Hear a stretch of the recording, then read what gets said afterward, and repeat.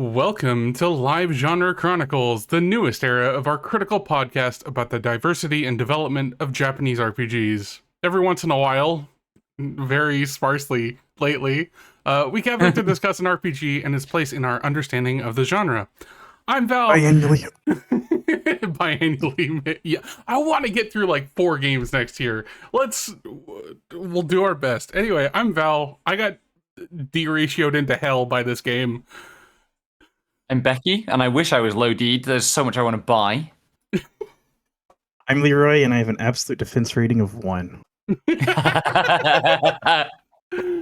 Oh, so this time we're going to be talking about Breath of Fire Dragon Quarter, which is the 5th Breath of Fire game, the last one, and also the only one on PS2, and it varies so significantly from the rest of the Breath of the Fire franchise that a lot of people will discount it entirely. It's really short relative to other RPGs, and it's really mean. Like, It's very mean. I'm going to own up to this. It has taken me 6 months to put in 8 to 12 hours in this game because I just did not gel with the gameplay and the design principles, even if I think they're interesting. I think if you play games for stress relief, you'll turn on this one and be like, what am I doing with my life? Because it is the opposite of that. Yeah. It generates stress. I loved this game, truly, and yet it took me well north of 4 months to play it. And I logged more playtime than you did, Val, but still only like 25 hours. Because Left a little bit. Oh, sorry. It is just pushing a rock up a hill. Yeah. Pushing a rock out of a hole in the ground, I suppose. I left a little bit right at the end, and I was like dissociating, thinking about playing it. Like I couldn't. Like I was like blank screening. I was like, am I really gonna do this? And it's not even like the hardest game I've ever played. It's just, I don't know. There's like a confluence of things that makes it like just like hard to get started. So the problem is with my brain, the way that I want to play games like this where you have limited resources, is I want to optimize each chunk of gameplay, and that is a play style that will get you extremely burned out by this game. Yeah. You have to make do with what you manage to scrape by with, because holy shit. Oh. Another funny thing on that topic is I had a lot of healing items at the end of the game. Like actually like way more than I needed.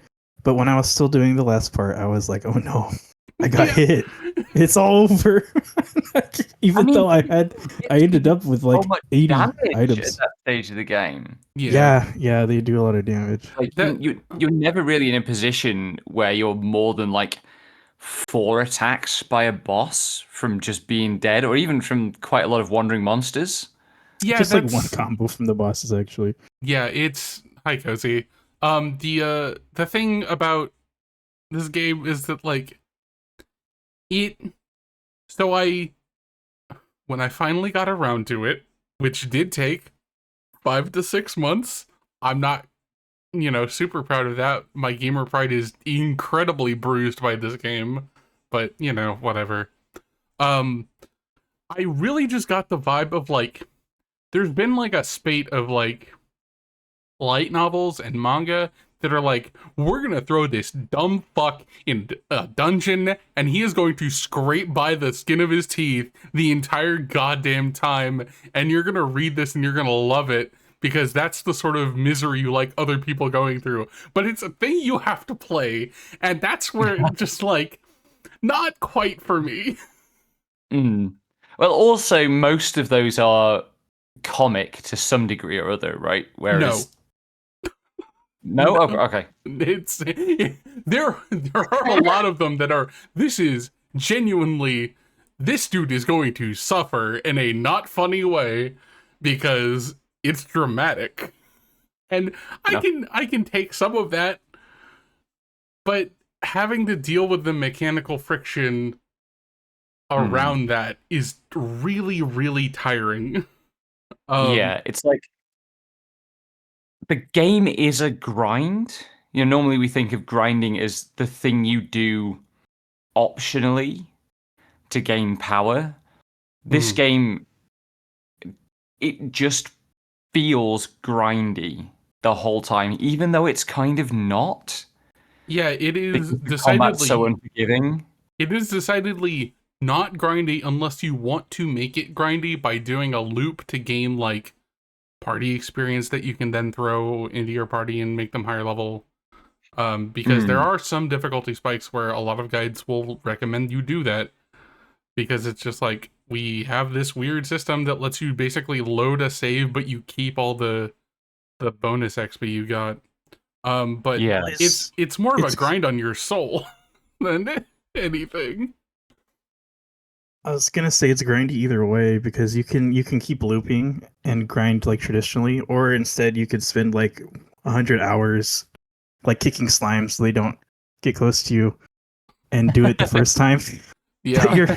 I think that way spends less time, but the attrition rate is so much higher. Like I'm just like I took like 5 rounds sometimes on random encounters, like whole rounds, like everyone took their turn. Yeah, it's also random encounters in this one are scary because most of them after like the first hour are real hour and a half, maybe 2 hours, are really trying to get you to use your limited resource of your dragon gauge, which is, if this gets to 100%, you'll die.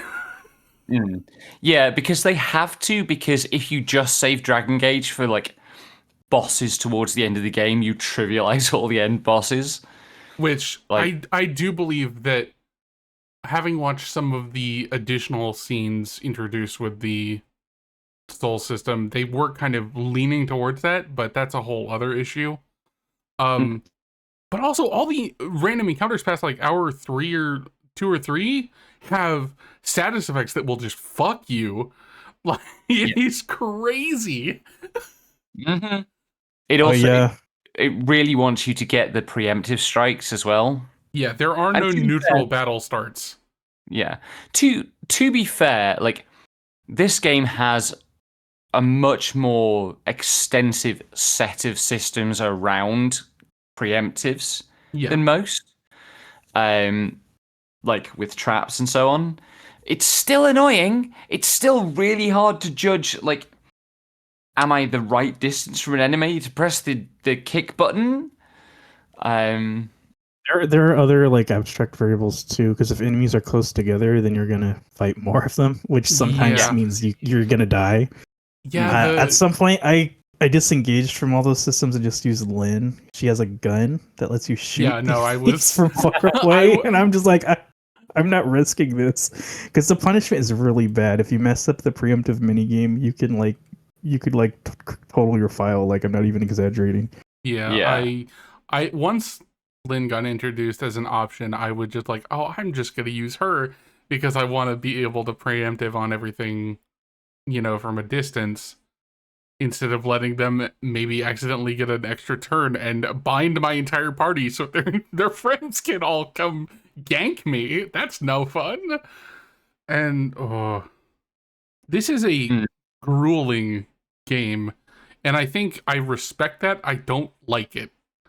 It is not an enjoyable thing for me. But it is fascinating as an object of like this is what they're gonna do with the Breath of Fire IP when moving to PS2. It's weird. Yeah, that's maybe the most, because like we in the old run of DGC, we did Breath of Fire 2. And we loved it as a game that was executing on the Dragon Quest formula just in a really pleasing, enjoyable, robust, consistent way. Yeah. And I don't know how you decide to do this with that IP. Yeah. And granted, like the Breath of Fire IP is not even as demanding as Final Fantasy in terms of interrelation between games. But this was a wild choice. Mm-hmm. And like, it's interesting to think about the thing we always do, right? Is to think about design lineages and what goes into this game and what follows on from it. And we've talked about Vagrant Story in relation to this game A little bit over the last 6 months. Yeah, like there's definitely a little bit of a sense similarly to Vagrant Story where you're in a specific place and you're making your way through it. And that means also we have to talk about like the role that these games play as kind of various, not necessarily direct ancestors, but parts of the lineage that eventually gets you Dark Souls. Mm-hmm. Like, which maybe is the place game par excellence of the contemporary understanding of games. Mm-hmm. But also, actually, a thing that is really remarkable about this game, in comparison to other games coming out at that time, in comparison to other games in this lineage, like the Breath of Fire lineage, Capcom's kind of lineage, and also just the Dragon Quest lineage, is, and I'll be curious to see if you still flinch when I say this word, because I flinched when I thought it, the linearity. Mm-hmm. Like, this is a game that mostly, not completely, but mostly is structured like a Mario game. Just one level after another. I don't disagree with that. In like, this is like I can genuinely just go, oh yeah, like this is Mario 3 or New Super Mario Bros. Where it's mostly just a straight line, but sometimes there will be a branching path, and then it goes immediately back to the straight line, with and, different bosses as options. Yeah, and like the most of the branches are just like extra loot, extra treasure. Mm-hmm. But so here's the spicy part of saying this game is in the Dark Souls design lineage. Thinking about that linearity, is this the last common ancestor between Dark Souls and FF10, FF13?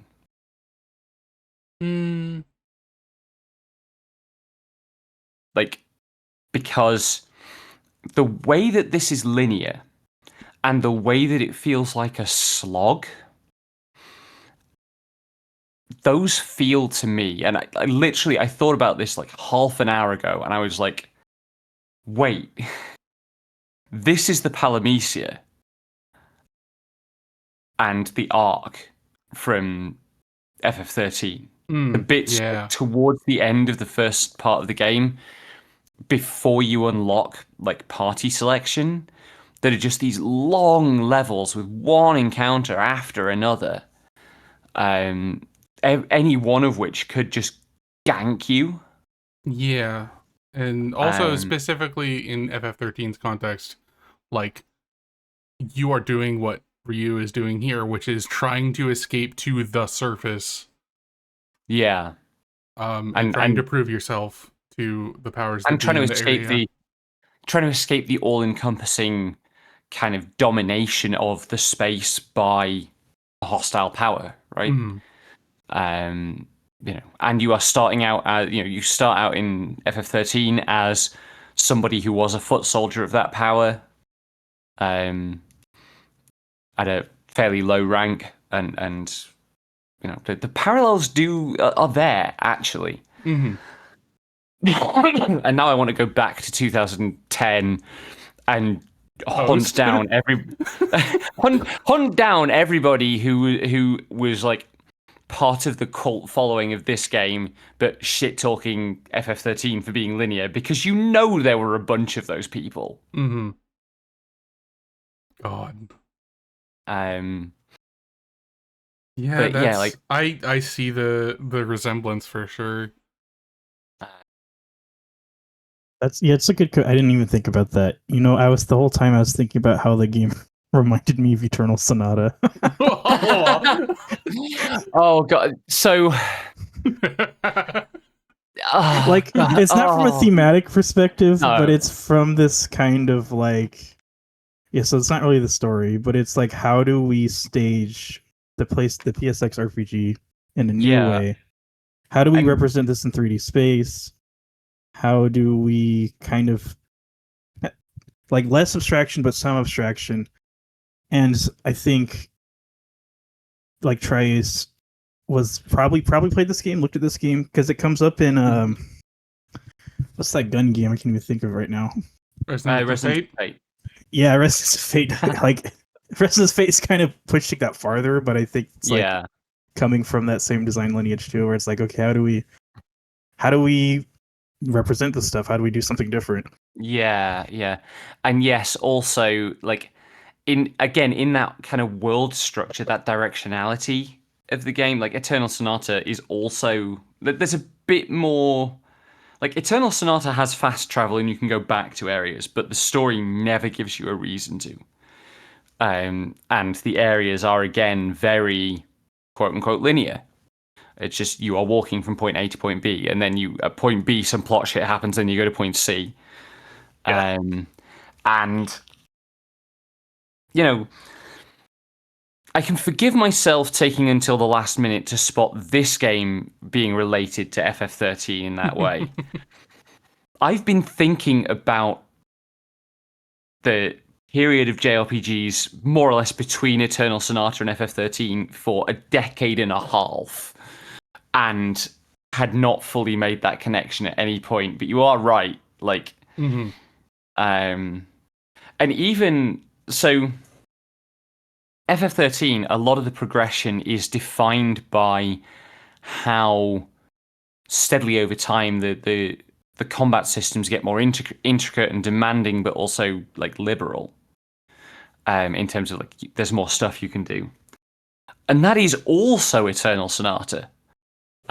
Because Eternal Sonata, the combat system fundamentally changes by expansion every chapter.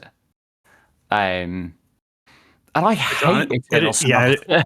Like that thing annoyed me too in Eternal Sonata, where it's like, okay, now you can play the game for real, and I'm like, why didn't we just do this to start with?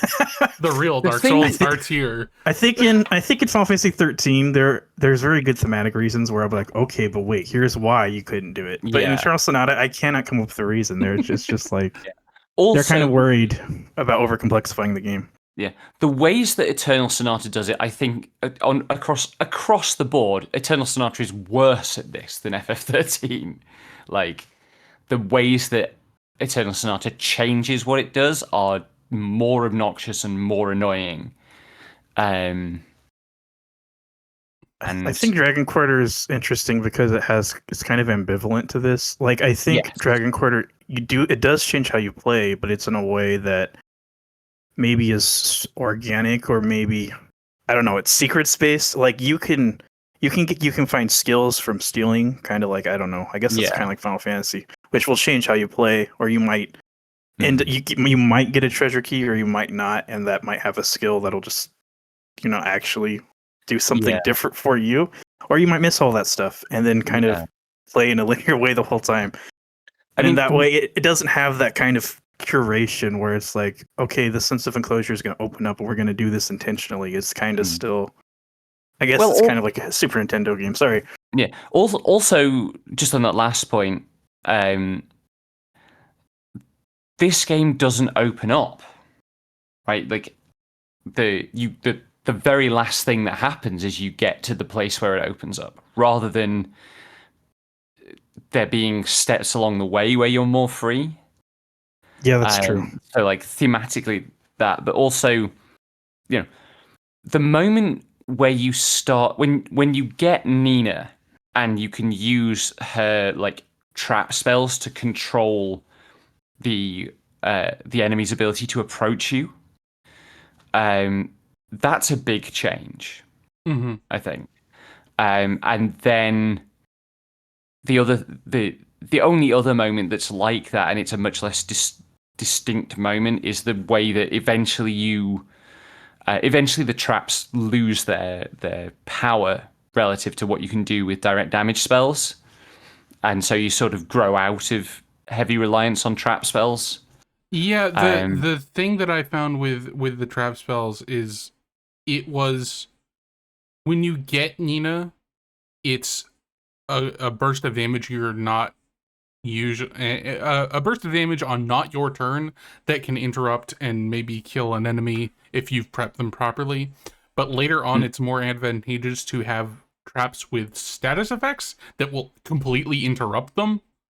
Because, like, if they get frozen or stunned, they just stop in their tracks and their turn ends. And it's like, okay, that's more useful than damage unless it's something that's weak to, like, fire specifically. Yeah. So I need to ask a question. Sorry, I need to ask a question that will be very revealing about how I played this game. Does Nina get spells that are status traps? No. Okay, right. So you mean like the trap items? No, Nina does. They're not they're not specifically status traps, but the jolt and the freeze position like traps have a chance to do the status effects on top of the damage. Oh, right. You're not guaranteed to get those either, though. They are they are like the treasure chest. Or drops off the off monsters. Oh yeah, the slimes. The slimes are. I guess you're pretty likely to get them. Yeah, it's been... I did get some of them. I don't remember seeing them have their status effects very often. I had them very frequently, like 60% of the time, but that's me. The enemy has to be susceptible to it, so some just can never be bosses stunned, are immune, for example. It might also have been that was kind of when I was starting to move more towards direct damage, so I would have been casting the traps less. Yep. I will say traps do AP damage, so I was still using them up to the end of the game.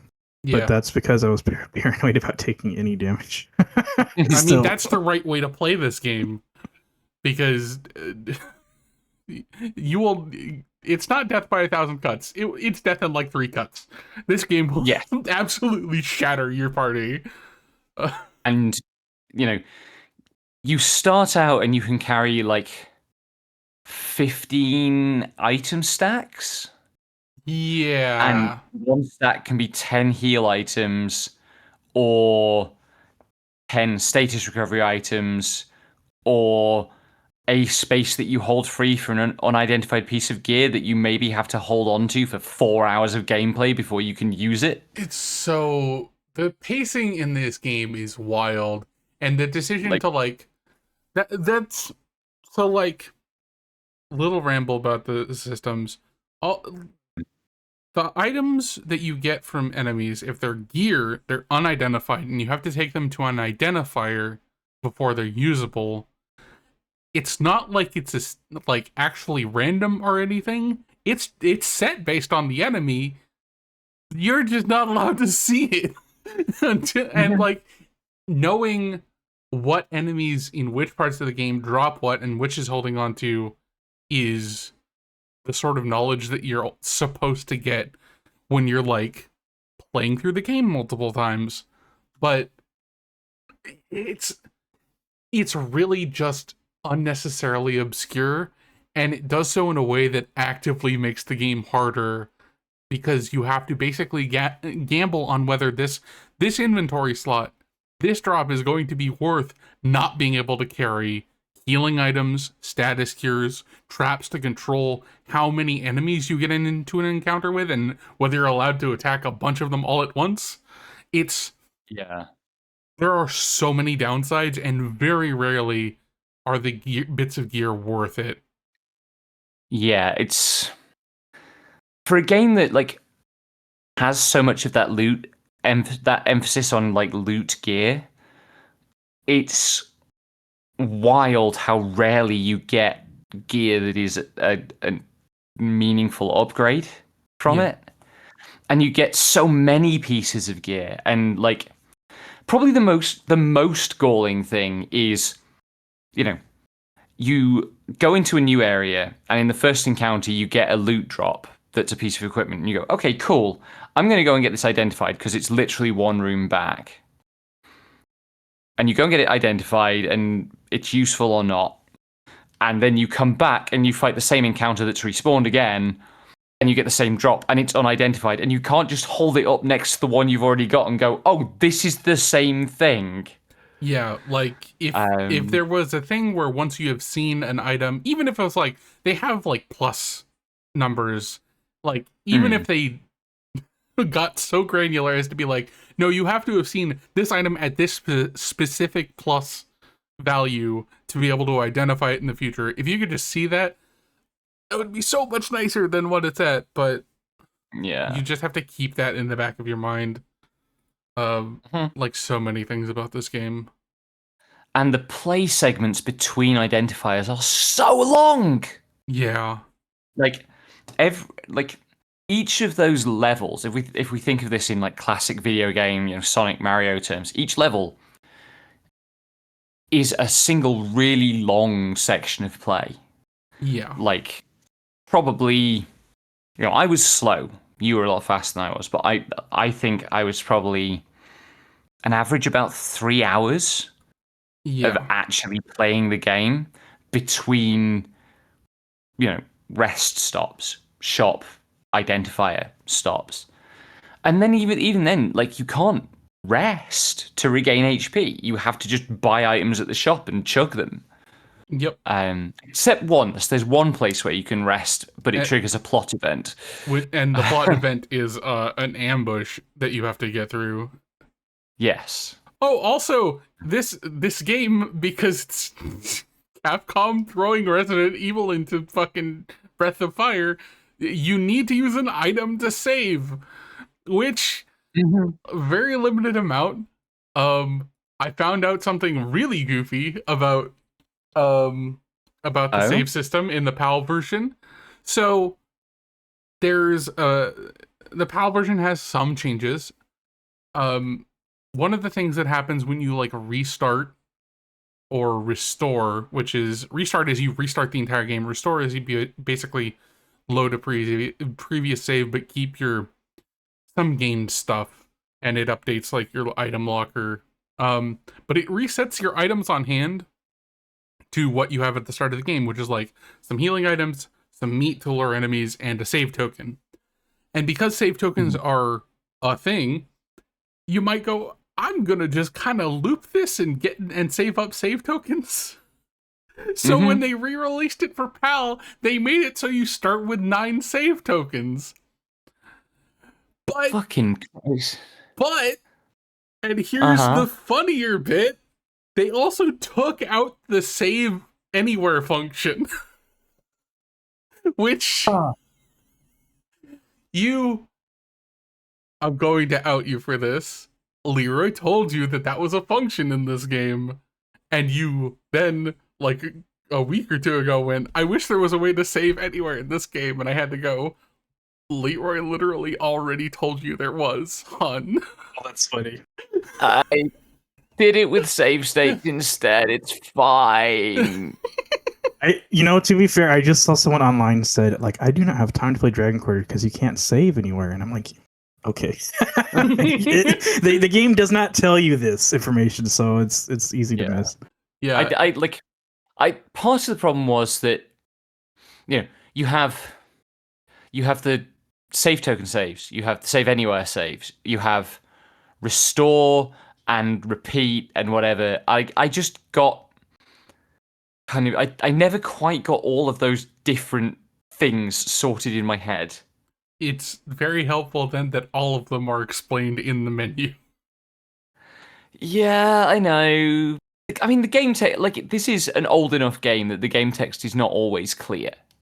It was pretty clear. I will give you shit for this, and you can beat me up in a week. Off the top of my head, I can't say how the restarts work because I didn't do them. Yeah. I wanted to engage with it, but I was like, I don't know. so dedicated to playing the game the dumb way. Yeah, it I is unfortunately the restarted a dumb few way. times at the start of my game, and then I was like, "Oh, I need to finish this. I need to stop looping." Because also, if you just loop early parts of the game, you don't really get a lot of benefit from the system.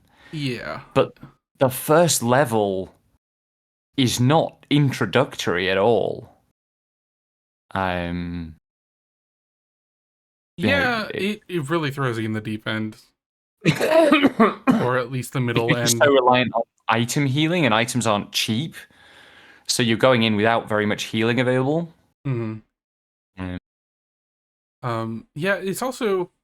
So this game has a system that would later be kind of reworked into what generally would be kind of like a more normalized across the industry kind of like New Game Plus kind of thing.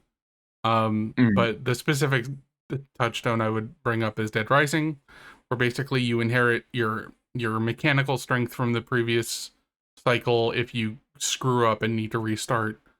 But here it's like at the time you hit the restart and start a new game, it will judge like if you cleared the game, it'll find out how it'll take into account how fast you cleared it, your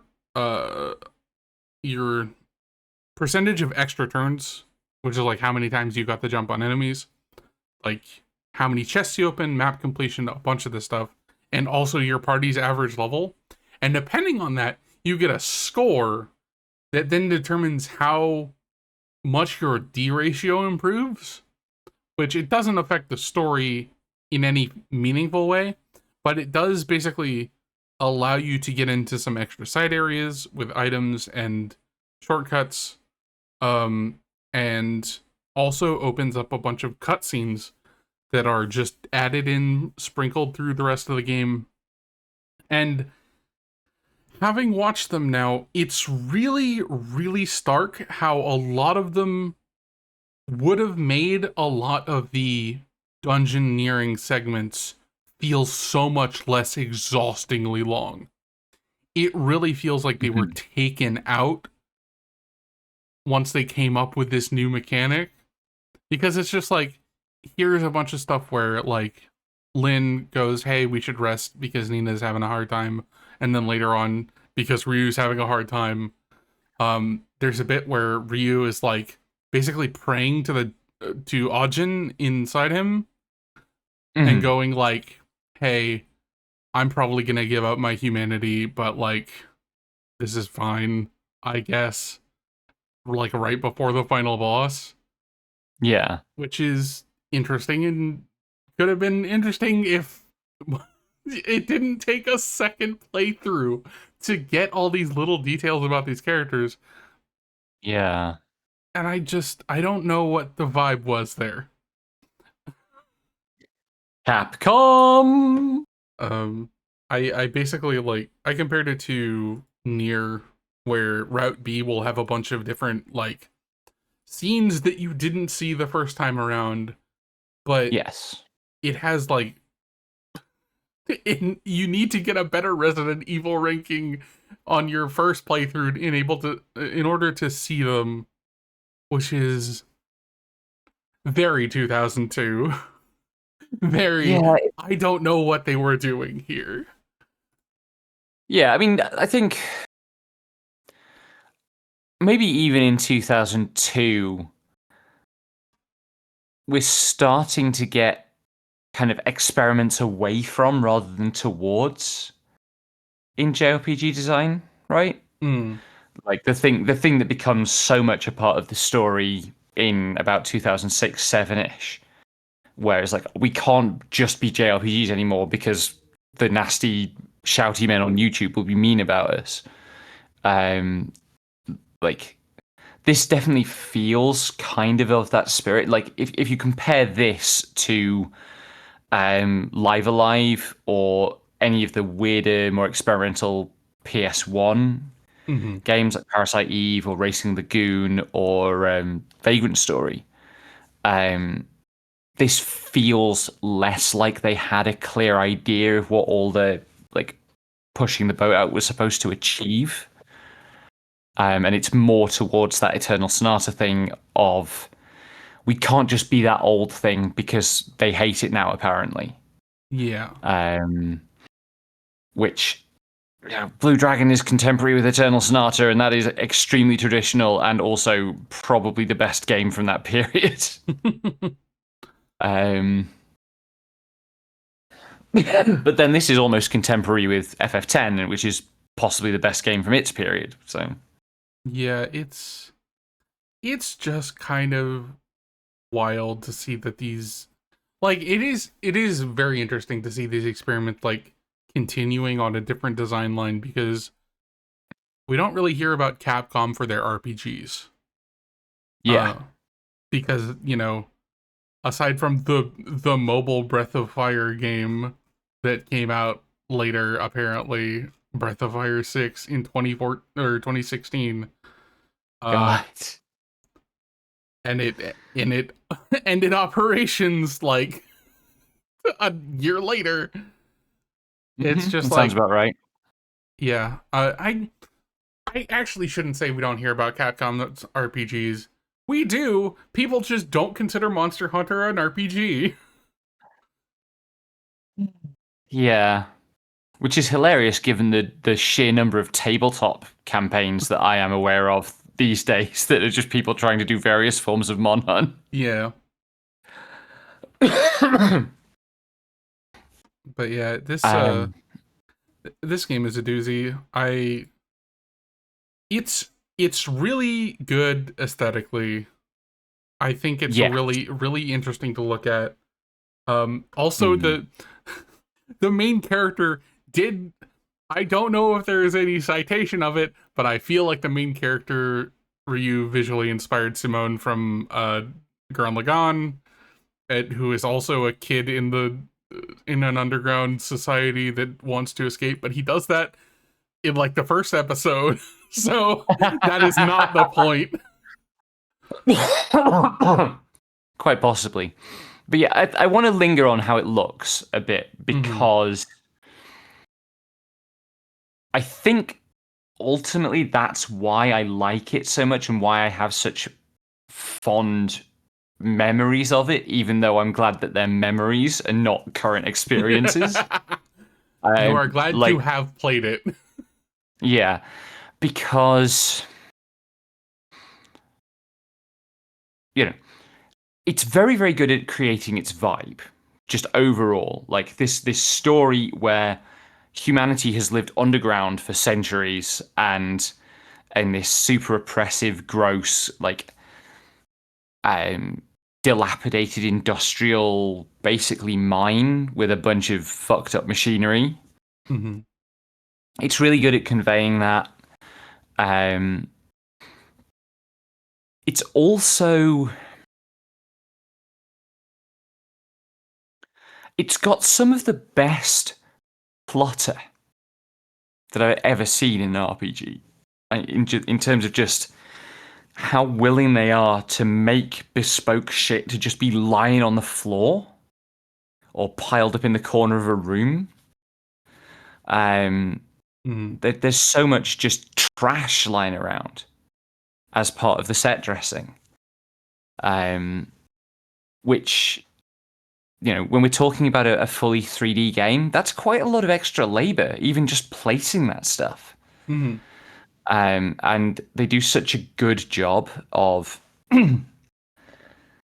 avoiding all the areas just being square with the placement of clutter, so that when you do get to, I forget what the industrial sector is called. It might just be called the industrial sector. Yeah, Indussec. Like you are clearly making your way through a factory, but the functions of that factory are so obscure. You're never in a room that allows you to make sense of how any of the rooms relate to one another.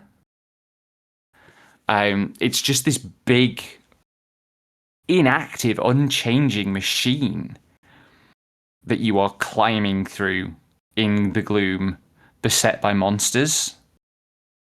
And it's just,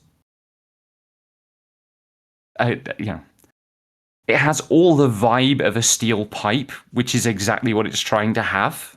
Mm-hmm.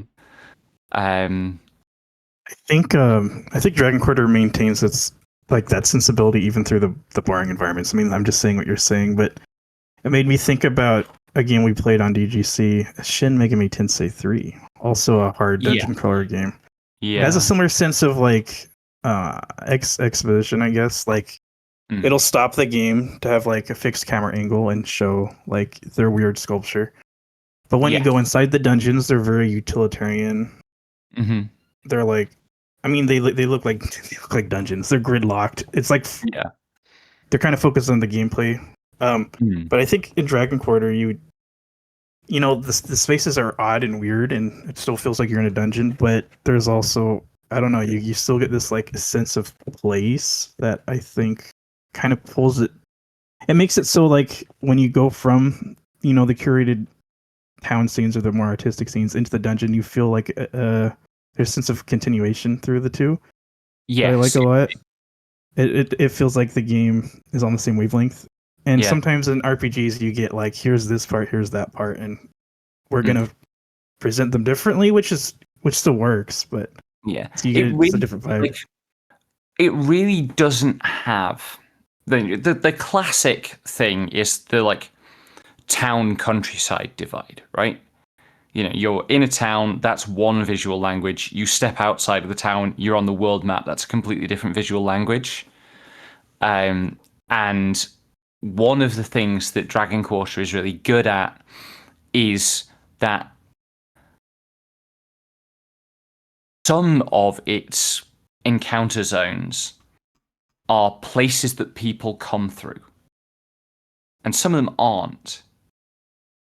And there's a continuity to why that is spatial as well as everything else. Like, the first area that's the like subway tunnels, basically. You're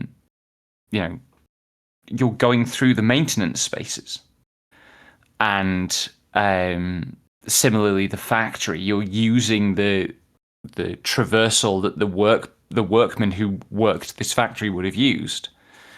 And then there's a contrast with like the ice caves, which are clearly, if people have to go through the ice caves, it's like you would travel in a convoy because you're just going from point A to point B. I think I never felt that I was that any of the spaces until maybe like right towards the end of the game when you're like close to the surface and where humans haven't been for a while. It did feel like all of these were places continuous with the human world of the game. I have so when you get up to the center, that entire area mostly just made me think of Hollow Bastion from Kingdom Hearts 1. I don't know. Oh my god, yeah.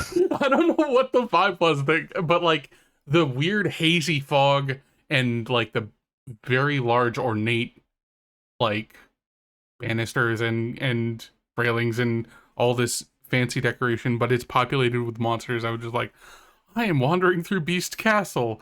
Oh no. You mean the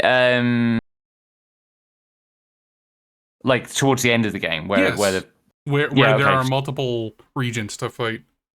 Yeah, gotcha. Yes, no, absolutely, I see that. Also, I was looking. I'm gonna say some sentences from the Wikipedia page because I think they're good, really funny. Hi, Maggie.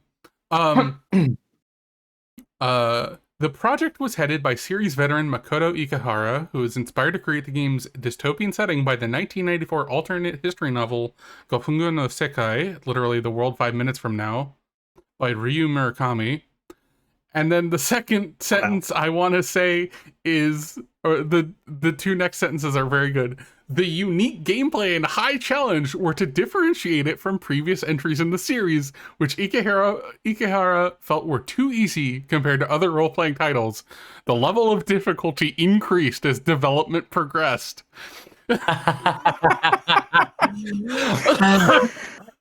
Literally, they had it. We have to. They had a make gamer it harder. director. We have to make it harder, or the gamers won't respect us. Mm-hmm. Sometimes Definitely they will just do that. Mm-hmm. And it is fucking hard. Like, when you get the fucking the boss enemies that have the like defense shield that eats the first 200 damage of what you do. Yeah. I freaked out when I first fought a boss with that. I was like, I didn't even understand what was going on. Like, it's not really clear what was happening. But I looked it up later, but I fought the boss for like maybe 10 rounds, and I thought I was actually doing damage. And then I ran out of all my items, and I was like, okay, I must have fucked up. And I had to go back to my save and everything. That's rough. It was probably yeah. like I was 40 minutes of walking back to the boss. That was a traumatizing moment playing the game, and then I had to look it up. I'm like, okay, what actually is this system? Yeah. And as it turns out, if you don't do a certain amount of damage on a character's turn, you don't actually do any real damage. Yep. It's kind of like those aura enemies in Mega Man Battle Network, where you need to do a certain amount of damage in one hit, or they just don't. They don't take any further damage. Also, so the dragons are named in Russian. To give the dragons Ojin, Dover, and Cheter a distinct identity, they spoke Russian during cutscenes and were named after the Russian numbers 1, 2, and 4. Because wow, just powers of 2. I guess so. Yeah. That's an otaku moment. Russian otaku moment. Let's go. Yeah. I mean, I can well imagine that another thing we could tie this to would be the like strand of design identity that eventually gets us pathologic, right? True. Yeah, the pathologic of PS2 RPGs. Oh my god, I'm so out of touch. But what's that RPG people play that's like Fear and Hunger? Yeah, you knew what I was trying to say. Thank you. What? But people who play Fear and Hunger keep comparing it to Dragon Quarter, and it's like I don't even know what Fear and Hunger is because I'm old and boring. But yeah, I think like everyone is maybe caught up to it, or people like there's a sense right now that if a game is hard, that means it's artistic, which is not necessarily true. Like you need to maybe also like take on what does it mean and why is it doing these things. But yeah, like some people are like, okay, Fear and Hunger, Dragon Quarter, same brain. And I think that's interesting because this game was not well received when it came out, but now it's like cult classic, I guess. Yeah. There's an Dan Olsen video folding ideas about like why people like classic WoW. And there's this whole thing where he walks through like the kind of mental equivalence that they walk through, where it's just like, I like this old game, therefore it must be good. I remember it being hard, therefore good games must be hard. And and I like this game, so it's hard. Like there is a whole circular loop that people go through with difficulty discussions and artistic merit about video games. Yes. It's so tiring every time. When you combine that with the idea that I think is still fairly prevalent today, that difficulty is a property of games and is a thing that can be measured somehow, it's insufferable. Because like, I just got done teaching my game design students about difficulty for this semester, and the title of the slide is "Difficulty is a Vibe." Yep. It's how it feels. I think if this game, one of the things that's weird about Eternal Sonata, not to go back to my nemesis for a moment, go for it, is that it really has this like bizarre chirpy tone, despite being about like depression and dying of tuberculosis and being a punishingly hard game. And this game, Dragon Horde, would feel so different if it had any kind of humor, like goofiness to it at all. Yeah, like if there was anything to like, unstretch the tension, give a little slack, it would be a different beast entirely. But it's just not interested in that. Which, again, I respect. I don't have to like. It's not Resonance of Fate. It's not Resonance of Fate, and it's not like another point of comparison would be like the early parts of Tales of Symphonia, because the first kind of couple of quote unquote chapters of that story where you're on the run and the world is completely ruled by the Desians, and you can go into the second dungeon and encounter your first mimic and just get eaten alive for 10 minutes. Mm-hmm. Not that was my introductory experience to that game on multiple occasions or anything. But like that game could feel grim in the way that this one does, except for skits. Mm-hmm. Because you have a bunch of skits about Lloyd being a goober and Gennis being a nerd and Rain being Rain. Yep. And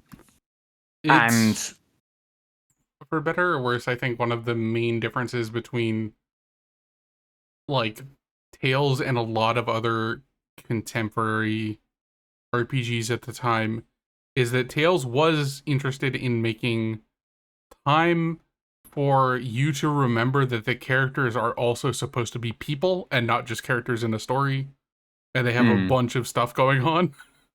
Yeah. And I'm thinking about FF13 and thinking about the early chapters of FF13, which are basically just a really long argument between like Lightning, Snow, and Hope. Mm-hmm.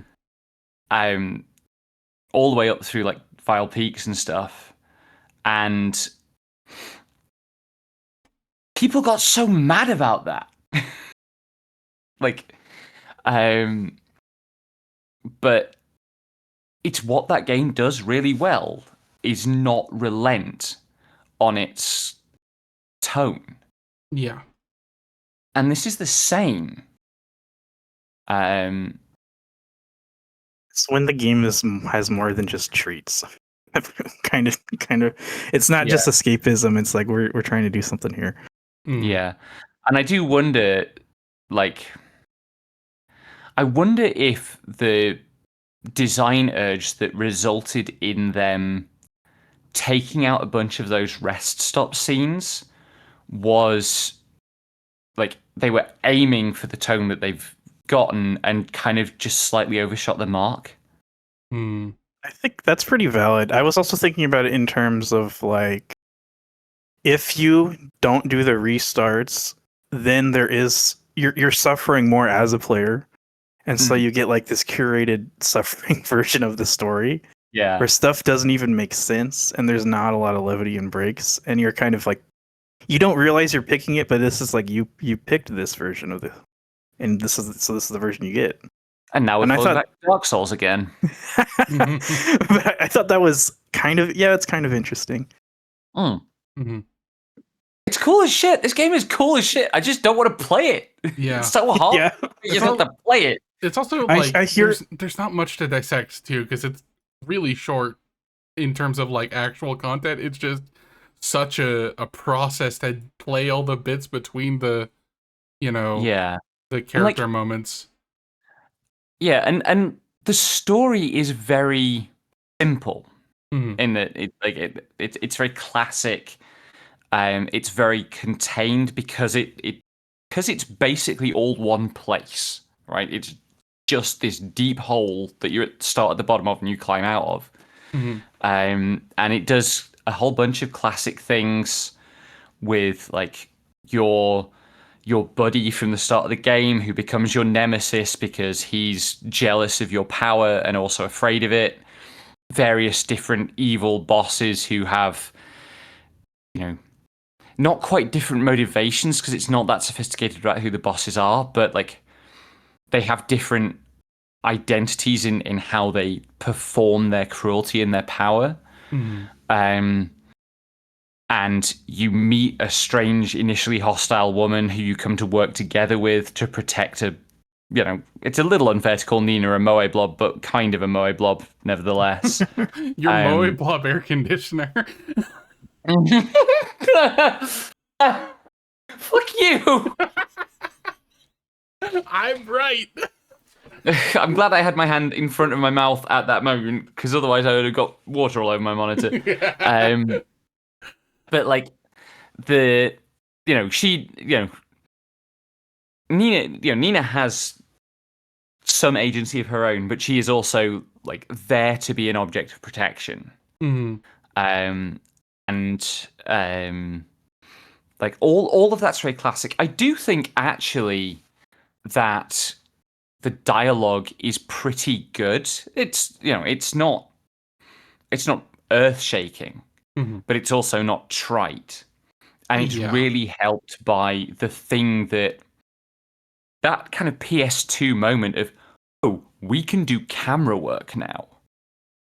We can like actually apply some of the lessons that we got from all the fetishizing of movies that we do as an industry. Yep. Like the cutscene camera work is, even when it's not super clever, it's always effortful. There's always thought in it. Yeah. I'm trying. There was a game we did in the DGC run where we had that comment as well, and I can't remember what it was. I'm pretty sure it was Nier. Maybe. We also talked about this with Vagrant Story, actually. Yeah. Which is maybe the earliest game to do that well. Yeah. I was going to say something, and I completely lost it because I was making jokes. Whoops. I mean, this game also has the Vagrant Story thing of like working really well within the constraints of its 3D character models to give them body language and give them expression. Oh, yeah, that's what I was going to say. I said this once because we have watched a couple of like anime original series that were kind of uneven in the way that you kind of get when a series is an original to a medium and hasn't had as much revision because it hasn't had an audience looking at it, and a light novel getting adapted to a manga or a manga to an anime is going to have like different sets of eyes working to kind of smooth the process and figure out what needs to be adapted. And a lot of anime originals will just like not have that like revision process go through. So a lot of like weird vibes and kind of uncertainties will make it into the final product. And I feel like a lot of that is in this one. It just has a vibe of like, this is going to be someone's favorite, but it is kind of bare bones, and the strengths that it has could use some fleshing out. Yes. There also isn't like all that much actual plot here. It would be like a 6-episode series. Yeah. Yeah, it's really like the plot is you climb out of a hole. Yep. And the characters, I guess where the plot is weak is that the characters don't do anything that isn't the absolutely basic version of their various arcs. I have something on, as the world's only Breath of Fire fan. I was thinking about this.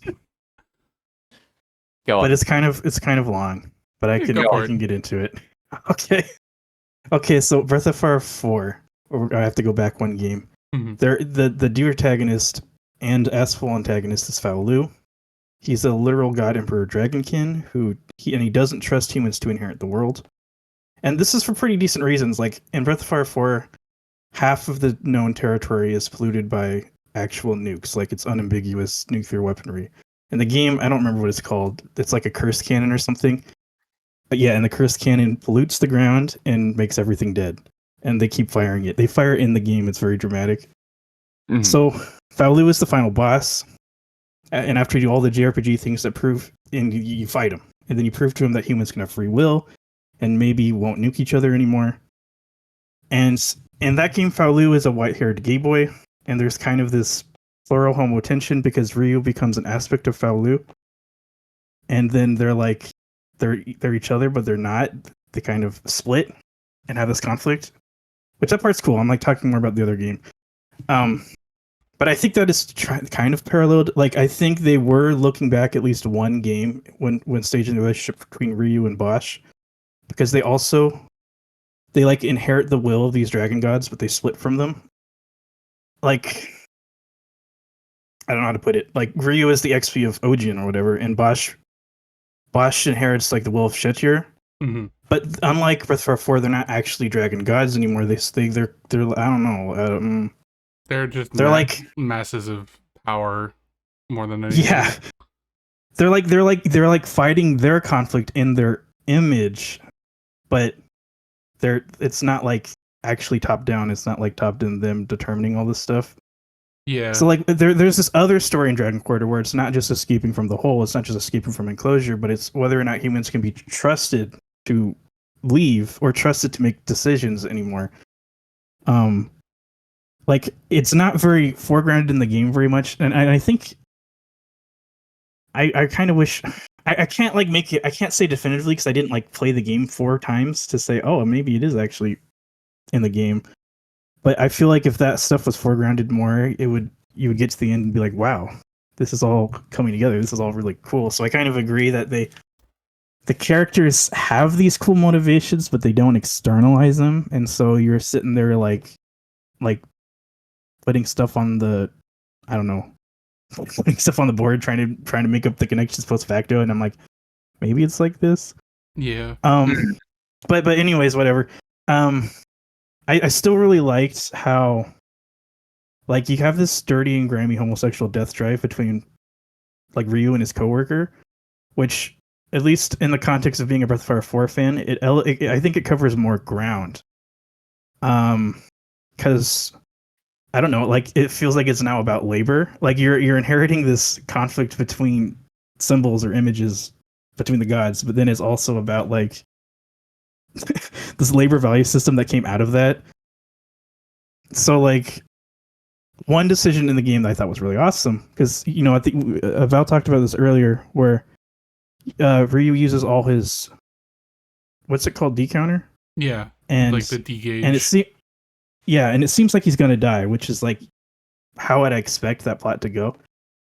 But then there's kind of like a Deus Ex Machina asshole, and Odian's like, nah, you can come back. You can live.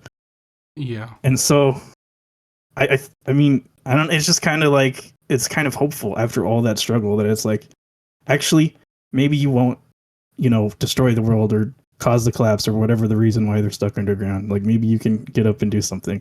Mm-hmm. And I thought that was cool.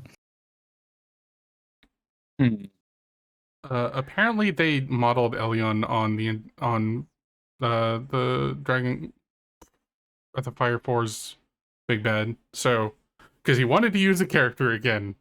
Thanks, Ikehara. Yeah, I saw that. I was like, you like Breath of Fire 4. You don't like the other ones, but you like Breath of Fire 4. Like that's what I picked up on.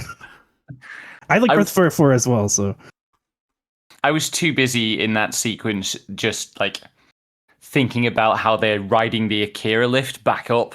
Yeah, they were. We could not escape a JRPG without a fucking diagonal lift.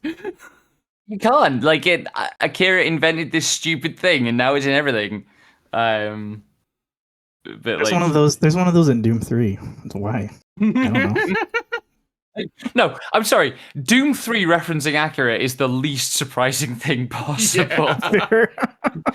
The weird thing has been, so recently I watched the Gundam movies with Tara, and I'm now watching a show called Dougram, which came out in the gap between, literally the year between Gundam and the Akira manga starting, and they don't have diagonal lifts in anywhere. And it's kind of weird, That's actually. funny. It's like, because Akira invented it. It's not a thing that exists in the world, because it's impractical. But it's cool. I mean, it's like, I don't know why it's cool. And I don't know, the more I think about it, the more I go, why did Katsuhiro Otomo think of it? And why do I think it's cool? Why did I think it's cool when I read Akira the first time, irrespective of what else I'd seen it in? Mm-hmm. What is it about diagonals in industrial contexts that's cool? But like, there are whole style guides for industrial aesthetics built on things being at 60-degree angles to one another. I can't remember where it was I encountered this, but I was watching some sort of making of or like production design documentary about a sci-fi film, and they just kept talking about 60-degree angles. And ever since, I've been unable to unsee it. I mean, that's just the power of hexes. Fucking people love to be put in hexagons. But it's never actually deployed in hexagons, right? It's always like a rectangle, but one corner will have a 60-degree cut out of it. Or it'll be a rectangle, but they've cut it diagonally and separated the parts. And it is wild how much something that simple has become that strong a signifier. And it makes me feel insane. Like, especially as somebody who's, like, I've gotten really into Simon Stalenhag art recently because of the Tales from the Loop RPG, which I'm hopefully going to run at some point soon. And it's absolutely how his art works. Like, I love his art. I love the way he draws machines. I love the way he draws these incredible scenes of, like, it's nature and then there's a weird machine. And the weird machine is always 60-degree angle coded. And it shouldn't be that simple. We just love the 60 degrees. It's fine. Mm-hmm. It's the same as like the legacy of Frank Lloyd Wright being every dominant line must be horizontal. Like the falling water house that is just these slabs and all the like flat roofed shapes that come out of Frank Lloyd Wright via Bauhaus and stuff. It's like, why are we so easily like impressed by tiny stupid stuff like that? I don't know. At least sometimes you get a sense of things just being askew, or I mean, we're just not normal. Yeah, and that's kind of the appeal, I guess. It's like a twist on reality. Mm. Sorry, that was a really long rant about like one tiny idea. No, it's really good. This is what this podcast the diagonal is lifts. about. Let's go. Yeah.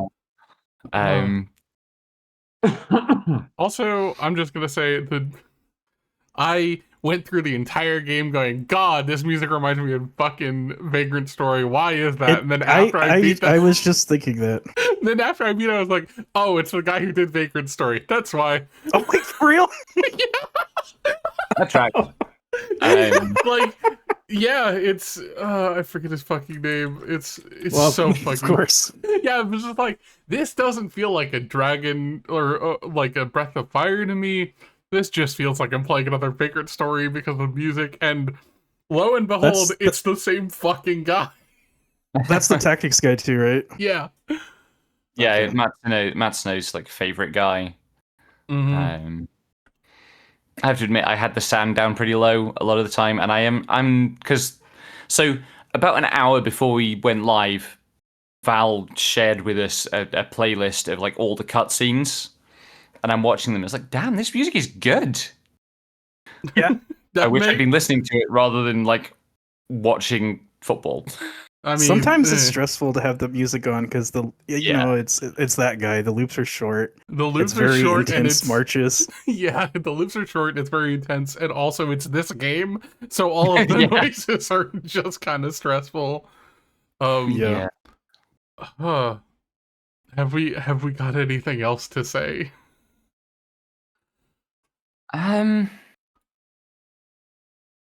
I just want to If you play reiterate this- that I really, really like the game, even though I've done a fair amount of shit talking of it. If someone plays this game and then wants to tell me about it, I want to know what it's like to play the game and restart.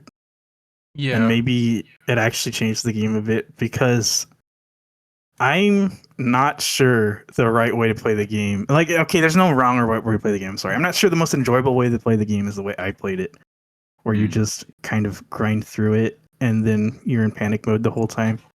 Yeah, I same. think with the restarts, it might approach feeling like a twist on a regular JRPG, with the caveat that you're going to be repeating the same dungeons. Yeah, it's also, I don't know. It's sort of just old enough to be in that this might be the only new video game you get for 6 months. Yeah. Thing where you're just going to play it like as a much like I was talking about Tales. I was talking about Tales and how I bought Tales of Symphonia in like 2005 or 6, and like I played the shit out of that game because I didn't have a lot of games at the time. When I wanted my dad to buy me Banjo-Kazooie, my like persuasion strategy was mentioned. Sorry. As the world's only like surviving Banjo-Kazooie fan, my persuasion strategy was to literally tot up all the like how many collectibles it said on the back of the game were in it, and be like, look, there's all these collectibles in it. It's going to keep me going until Christmas. Which it did. Nice. Because there sure is a lot of shit to collect in that game, and also the last couple of levels are fucking terrifying. So, yeah, like playing this game, we took 6 months over this game. Mm-hmm. So this is a weird thing to say, but playing this game with the intent of like some sort of endpoint where we cover the game is very different, I think, to the kind of audience paradigm that people would have had in mind when they were creating it. Mm-hmm. Because there would have been that expectation that lots of people were going to get this game and not just play it over a very long period of time, but probably start over a bunch anyway. Yeah. Like even without the starting over me, like I definitely, for several older games that I owned that were like one every 6 month games, there were points where on my main file, I was kind of towards the end of the game, and I was like, this is hard and scary. I'm going to go back and do the start of the game again because that was fun.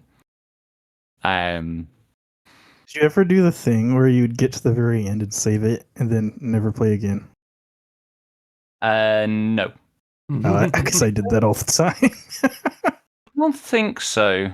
I definitely there are definitely games where I stalled and then at a point and after quite a long period of investment in the game, and then came back to it ages later. I don't think any of those were like right before the final boss. Yeah, I had a couple games where I got pretty deep in and I was like, I have not touched this in months. I should restart this so I can understand what I'm doing here. But I always finished when I got that close. I'm not the sort of person who sees the end of the game approaching and goes, "Oh no, I either like this game or I'm so worried about this game so much that I need to not beat the final boss. I'm just like, okay, time to beat the final boss. I need to get this done. Fair Also, enough. I mean, I stopped doing that, but it was something no. I did. Like I mean, Becky's right. Even though it makes me feel old, the material conditions were so different, and the way people played games were really different. And now I think, either you're playing a forever game, or you're kind of locked in this more consumer cycle where it's like, okay, I'm gonna keep up with the games, which I'm not saying that in a judgmental way. It's just different than like I have one game and I'm gonna play it for a while. Yeah, but you know what I mean. The ecosystem is totally different. Yeah.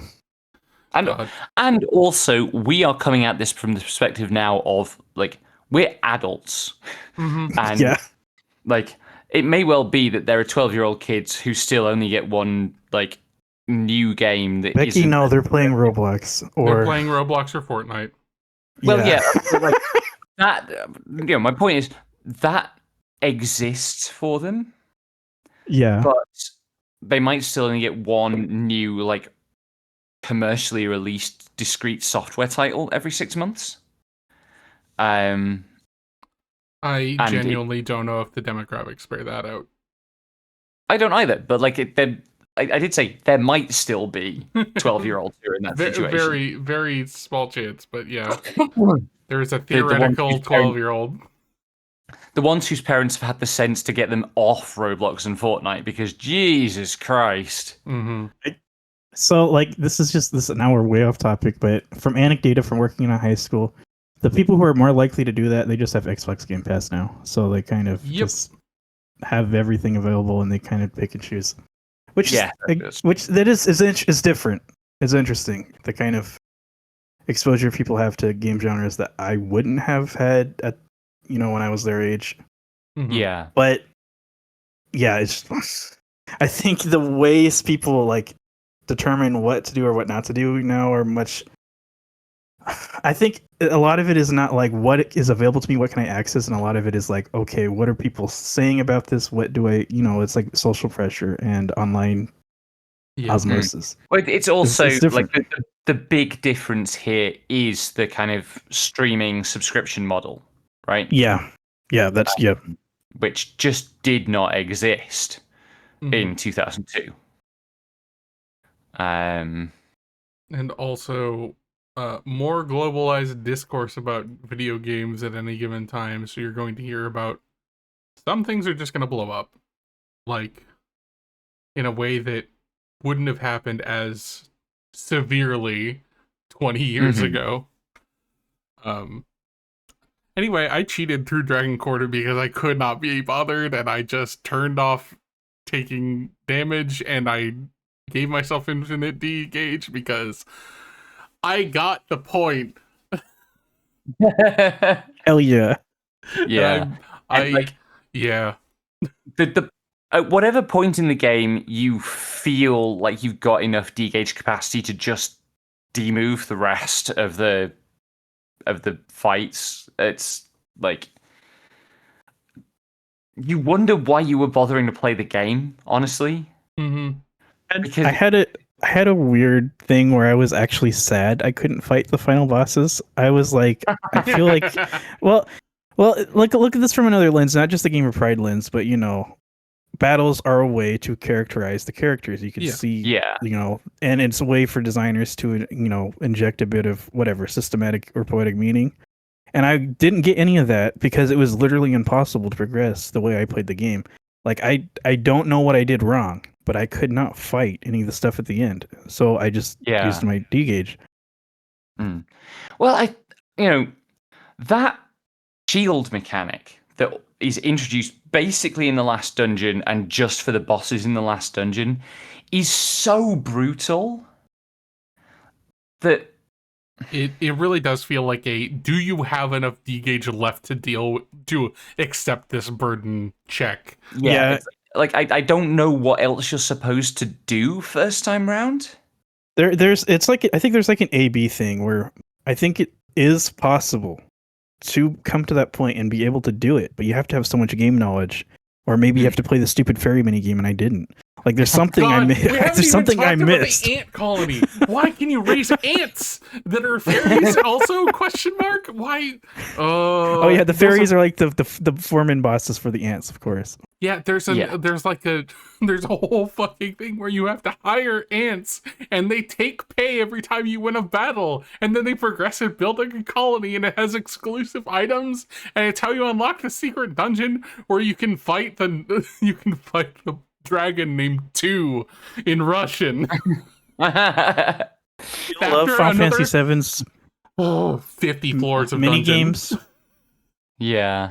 But I hate every single game that like, oh, we need mini games. It's like, no, you don't. Yeah. It's like what this game really needed was off-brand Chow Garden. Yeah. No, it's not even a Chow Garden. It's just like a fucking. It's the hollow. It's Hollow Cure. Off-brand Chow slave labor dungeon. Oh yes, Yeah. Power World. Let's go. Yeah. I wish that game hadn't been the game that it was, so that it could have been the game that I thought it was going to be. Yeah. I'd play the fucking enslaved Pikachu game. And with that, I think that's plenty of chat about Breath of Fire Dragon Quarter and so many other things. Next time, we're going to be covering Shining Force, and we're going to be playing the Genesis one. I will probably be doing some like light blogging comparing it to the Game Boy Advance version, which has a better translation, but a lot of extra changes that are question marks. The subtitle on the Genesis one is The Legacy of Great Intention. So, oh boy. Road to Hell. Anyway. Yeah. Thanks for coming by, everyone. It's been great. Yeah. I swear to God we're still alive and we'll get back to this sooner than June. I swear. Yeah. One next year. Yeah. I'm joking. Check out mine and Val. If you're desperate for podcast content, check out mine and Val's other podcast, which is weekly, except this month where we're maybe releasing one episode total. You big maybe. I'm only at home like half the days of this month, I think. Yeah, you're gonna be over here next week. So yes. But yeah, join our Discord if you haven't. You need a recording studio. We right? really do. Well, then I would need an actual like visa to come and visit, which is a True. scary thing. Once we get married, we can sort out a recording studio. Anyway, have a good night, everyone. Bye-bye.